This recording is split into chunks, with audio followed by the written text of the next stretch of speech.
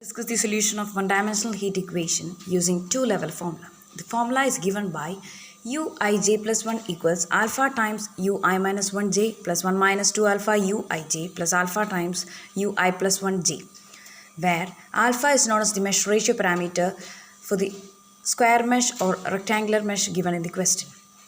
Alpha is evaluated using the formula alpha equals k into c square divided by h square, where c square is the coefficient of dou square u by dou x square in the one-dimensional heat equation, k is the spacing of the variable t, which is the time variable, and h is the spacing of the variable x, which is the length variable. The formula is known as two-level formula because it deals with the function's value at two levels of time. We know that j is the index of time variable, and here j plus 1 and j appears in the equation. Since two levels of time is involved, the formula got the name two-level formula.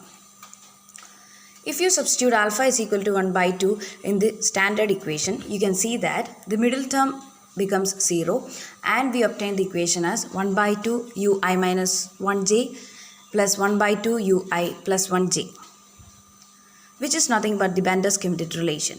So we can say that Bender-Schmidt relation is the special case of two-level formula taking the value alpha equal to half. A quick note on the question which we already solved using Bender-Schmidt relation. From the question we could see that dou u by dou t equals 4 times dou square u by dou x square. Hence c square equals 4, where c square is the coefficient of dou square u by dou x square.